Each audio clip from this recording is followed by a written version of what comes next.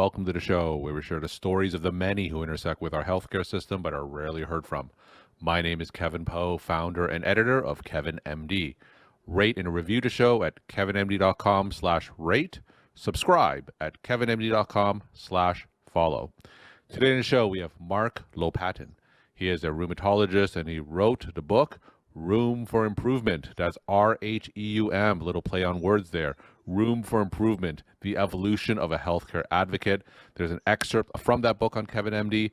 Publicly and sharing our experiences are our best tools against legal injustice. Mark, welcome to the show. Thank you so much for having me, Kevin. So we'll get into your excerpt and book in a little bit, but first off, can you share your story and journey to where you are today? Well, basically, I was completely oblivious to politics and advocacy until I got sued in 1998. I was actually named in 2 lawsuits. As a rheumatologist, I was named for failure to diagnose a brain tumor in a patient who denied the cardinal symptom of that brain tumor. And subsequently, I was named in a suit because a patient had an adverse reaction to a medicine prescribed by another doctor. I was named simply because I was the treating physician, and I actually ended up settling that suit even though I'd done nothing wrong, just because of venue issues. And it was there that I learned really for the first time that the facts don't matter in so many circumstances in medicine, most notably in malpractice lawsuits. And I became outraged by that and actually started my work in political advocacy, both in organized medicine and in grassroots advocacy. And that led to another incident, which is the excerpt that I wrote about, which was when I was brought before the State Board of Medicine for an opioid case. That was in the early 2000s. That was before the opioid epidemic. If you recall, that was the pain decade, where pain was the 5th vital sign and physicians were charged with not treating pain adequately. I treated my patients' pain adequately, but got called on the carpet by the State Board of Medicine. Little did I know that they had an underlying agenda, and they actually used a witness who provided fraudulent testimony against me. And that was the excerpt in the book describing that witness who had no business testifying. He was not qualified, and he gave false testimony against me. So we'll talk about that excerpt in a little bit. But first, I want to ask you about what you said about being sued. And when you ask doctors what their greatest fear is, a lot of physicians would say being involved in a medical liability trial is one of their greatest fears. But the reality is a lot of physicians are involved in these lawsuits sometime during their career. Now, when you were involved first with these lawsuits, tell me, how did that affect you as a physician? It was traumatic. It was absolutely traumatic. I tell people, getting sued for malpractice is a lot different than getting sued for a car accident because we identify ourselves as physicians. When you meet someone at a party, one of the first questions you ask is, what kind of work do you do? So it's literally part of our identity. I don't identify myself as a driver, so being sued for a car accident doesn't mean a lot. Getting sued as a doctor hits me at my core. Am I inadequate? Questions your self-worth. And in terms of seeing patients, it made me very suspicious. I wondered if the next patient came along was going to sue me. I was worried about that. My patients became adversaries instead of people that I was trying to help. And ultimately, I had to get counseling to help me get through it, especially since I was wrongfully charged.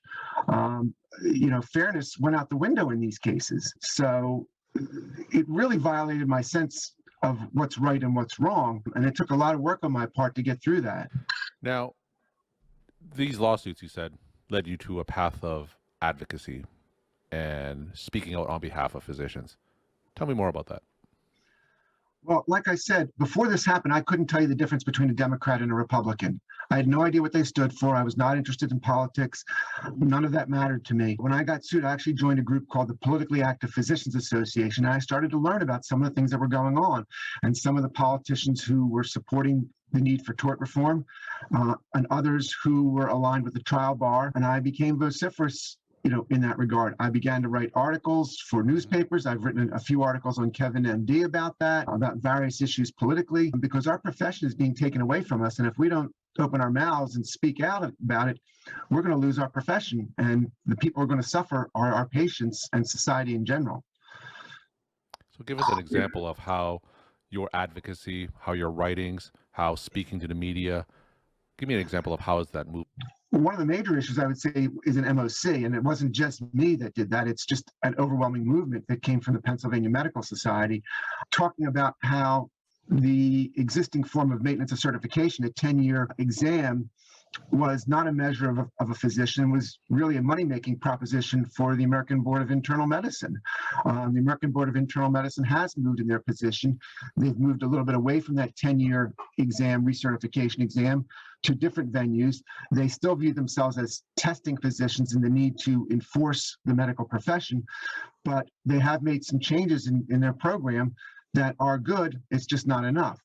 So that's one example. The other example is in scope of practice, where in 24 states, those without a medical license, a medical degree, or medical training are allowed to practice medicine. Speaking out again with the Pennsylvania Medical Society, that has not yet happened in Pennsylvania, and we're trying to prevent that from happening. We think that the team that takes care of patients should be led by a physician, not by someone who has no medical training. So these are examples of how the needle has moved, but it's very difficult to move the needle, and it takes a lot of talking and a lot of people speaking about it and pushing legislators and so forth. It doesn't come easy. It's a heavy weight to lift. All right. Let's transition and talk about your excerpt and book. Once again, your book is called Room for Improvement, The Evolution of a Healthcare Advocate. Your excerpt is publicly and sharing our experiences are our best tools against legal injustice. Now, for those that didn't get a chance to read your excerpt, just briefly walk my audience through it and share the story of why you decided to share it. Well, basically, the excerpt talks about a pivotal moment in my life. And this was, I was on trial for the State Board of Medicine. They had an underlying agenda, I found out later, and they wanted to parade me around town with my head on a stake to show all the world that you're not supposed to write for opioids. They hired a quote, expert witness who was anything but. He had done 1 year of a family practice residency in the 1960s. He had no training in rheumatology. He had not done a residency, and he made his living by testifying against physicians. In this case, his report to the State Board of Medicine included at least 25 errors of fact. It's one thing to criticize me for I used the wrong medicine or I used the wrong dose, but he criticized me for not doing things that the chart clearly demonstrated that I had done. The excerpt describes the stress of that event and meeting him for the first time. And what I did when I met him for the first time, he extended his hand to me and I shook his hand. And afterwards, I was taken aback by what I had done, because I had been taught civility and courtesy, and I realized in that instant that civility and courtesy are important, but they should not be extended to those who have no moral, ethics. And this person had no moral ethics, proceeding to lie and provide false testimony against me, trying to destroy me for his own financial gain. So I realized that there are certain paths, certain lines that you need to cross. You don't extend civility to people like that. I described the trauma of the case for me. Literally, when I took the stand, I was literally shaking as I testified, and I was terrified. This was my career at stake. Now, I got through it. My chart was well documented. I had not done anything wrong. I had complied with what was the general teachings of the time regarding opioids, but it described the trauma of it. And we're not allowed to talk about these things. When you get sued, you're not allowed to discuss the case. It's one of the criteria for settlement is you're not allowed to discuss the settlement. And my point is we need to be speaking out against this. We need to speak out against the wrongs that are being put forth. You talked about physicians being sued. I ran a survey of 1,000 physicians in the state of Pennsylvania after I got sued. More than 70% reported having been sued in their career.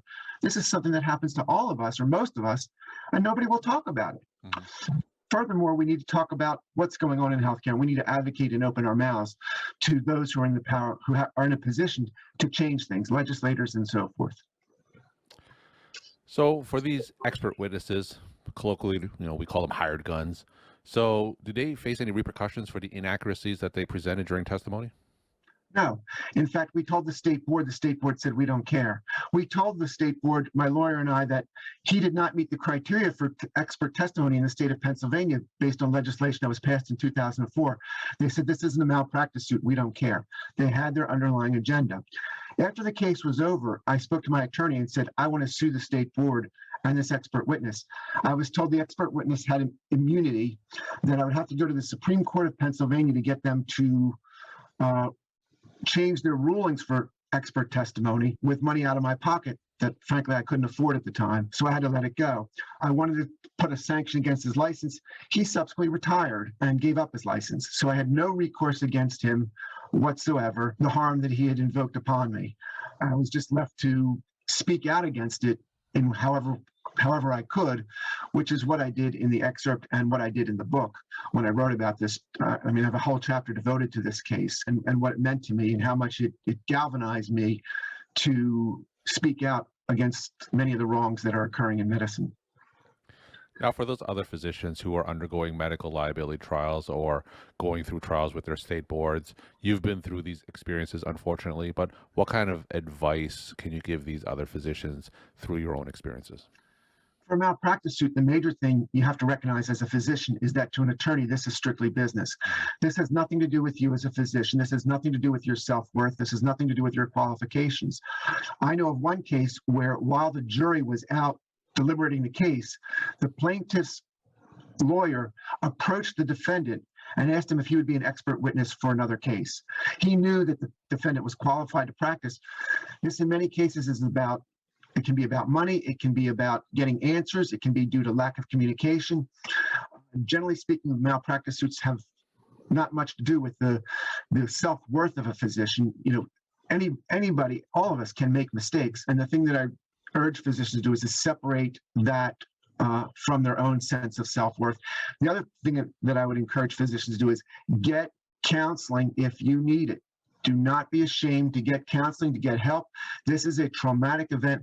I likely have a component of PTSD from what I went through. Never been formally diagnosed, but I've gotten counseling on 2 separate occasions to help me cope with the feelings of anger and the venom that was inside of me, and to be able to use that venom in a productive fashion, which I've fortunately been able to do. So, like you said before, being a physician is part of your identity, and sometimes separating business from being sued, it's such a traumatic experience for physicians, and that's not always so easy. So, are there any ways that physicians can separate themselves from this identity when they're being sued? Like, is there an easy way for physicians to just see this as strictly business? It's very difficult, and I always make the distinction between head and heart. You have to use logic and conscious thought, mindfulness, conscious thought to tell yourself that's what's going on. You can't, I make the analogy to breathing. If you don't think about your breathing, you just breathe. However you breathe by default. But if you think about it, you can control your breathing to a certain extent. You can breathe fast, you can hold your breath, and so forth, but that requires conscious control and conscious thought. The same thing has to apply here. You need to speak with your attorney, because your attorney can be great in terms of helping you get through and realizing your self-worth. And once again, talking with other people about it can be useful. Also, finding a means to get it out there, like I've done in letters to the editor. I actually wrote an article on my lawsuit, actually wrote 2 articles, which were published, one in Medical Economics on my lawsuit and one in the Journal of Medical Practice Management on my case before the state board. So getting it out there for other people to hear, and all of a sudden you realize you're not alone. Being sued can be a very isolating experience. And just the realization that many other people are going through this the same as you, and they're not saying anything about it, but they're still experiencing the same things you are, can be very helpful to know in terms of dealing with the stress of this. We're talking to Mark Lopatin. He is a rheumatologist, and he's the author of the book, Rheum for Improvement. Rheum is RHEUM, Rheum for Improvement, The Evolution of a Healthcare Advocate. Mark, what are some of the main messages from your book that you want your readers to come away with? I'd say there's 2 main messages. One is that healthcare should be a human interaction between a patient and their physician, rather than a business transaction between a consumer and a provider. Healthcare has been hijacked by those who seek to control the healthcare dollar, and they've taken the physician-patient relationship as a hostage, and they've actually damaged that significantly for their own gain. So recognize that this is a human experience. Take care of your patients, focus on your patients. That's the most important thing. The second message is we need to be speaking out. We need to be advocating for our profession. We need to be advocating for our patients. If you go to work at 8 o'clock in the morning and you see patients all day and you get done at 6 o'clock and you're done for the day, you haven't done your job. You must speak outside your office hours to talk to legislators, write articles, join the medical societies, but speak out against the wrongs that are happening in medicine that are harming patients. Because ultimately, it all comes down to the patient. That's why we went into this profession. And if we focus on that, everything else will take care of itself. So you mentioned a few of these, but what are some concrete and specific ways that physicians can advocate for themselves in the profession? First is to become educated about the issues that are going on. Water cooler politics accomplishes nothing, but it does educate you. You need to be reading about things in medical journals, in newspapers, and so forth. Write to the newspapers when you see something. If something's happened to you, write a letter to the editor. Talk to the healthcare editor of the newspaper. I know the healthcare editors of both my local papers, including the Philadelphia Inquirer, and I don't hesitate to, reach out to them when something comes up. Talk to your legislators. Get to know your legislators. Know who they are. Be on a first name basis with them so that when something comes up, you can call them on the phone and talk with them, or set up a meeting in their office. Let them know that you can be a resource for them. It's not just a one-way street. You can provide them with information about what's going on. But we need to reach out to our legislators. And finally, join your medical society. The medical society, state medical societies can provide invaluable information about what's going on in terms of the state and in terms of legislation. Board of Trustees for the Pennsylvania Medical Society, and we're constantly putting stuff out about various bills that are coming out, various issues, scope of practice, maintenance of certification, prior authorization, all the issues that affect us on a day-to-day basis. Information's on the Medical Society website. So there's lots of places to get information, and there's lots of opportunities to speak out. And my final question, what are some of your take-home messages that you want to leave with the Kevin MD audience? Just what I just said is you've got to speak out. Your profession is more than just seeing patients, and we need to be helping patients outside the exam room as well as inside the exam room, speaking out against the things that are hurting us, hurting our patients. Only then can we say that we are truly doing our job as physicians. Mark, thank you so much for sharing your story, time, and insight, and thanks again for being on the show. Thank you for having me so much, Kevin.